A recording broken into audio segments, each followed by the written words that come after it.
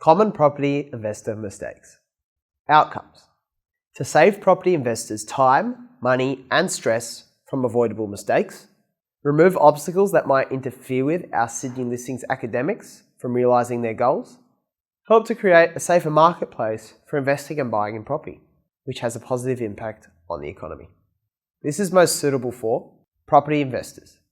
Many people feel comfortable investing in property because it is a more bricks and mortar style of investment, something they can touch and feel. This can often lead to overconfidence when making purchasing decisions. The objective of this module is to highlight the most common investor mistakes to help our Sydney listings academics avoid these when they're making their own buying and investing decisions. Buying local. Most people prefer to buy locally, and this can happen when not deploying a strategy. In lieu of analysis and careful selection of an area, this is normally the default. In many cases, the local area may contain investment-grade properties, but properties suitable for investment are certainly not in every area. For example, refer to tables of price growth that indicate which regions have actually had growth in the past to look at as a first guide. Lacking strategy. One thing all good investors have in common is that they are strategic. Having a sound strategy and simple goals mobilizes good investment activity. It makes it easier to save and set aside funds and go through the process, as there is clarity about what the next objective is. Keeping rules in place regarding what property features or investment features are suitable to your ability and strategy to take risk can also help your budgeting, and it makes it harder to go wrong on execution and selection of a property. Not knowing cash flow. This is a big reason why most investors will sell an investment property within the first 5 years. Not enough thought has gone into understanding what the costs involved with having a property are, or factoring the right cover from rent to hold that property.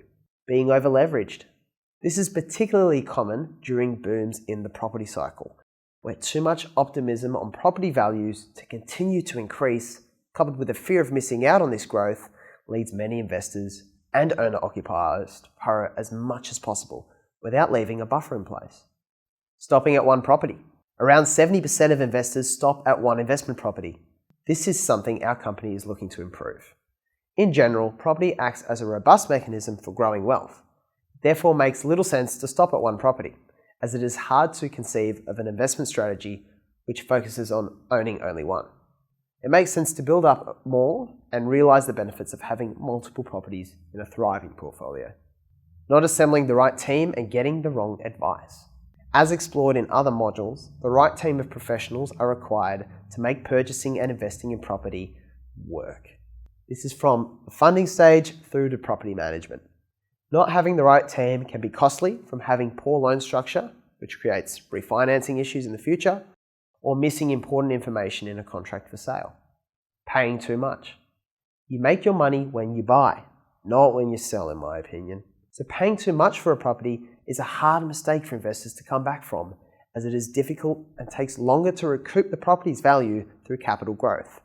This is something to be particularly cautious of when buying new properties if values are inflated there. Getting too emotional. Letting emotion take over and force a decision when timing or the opportunity may be wrong. Thinking short term. Investors with a lack of experience may fail to think ahead in terms of when the return on their investment will come, exit strategy and resale, as well as rental performance. Return.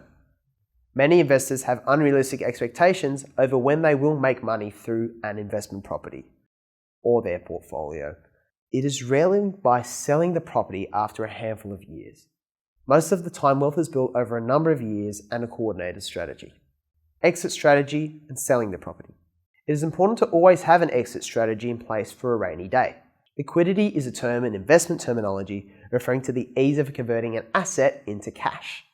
Property is normally a pretty liquid investment, but never as much as shares.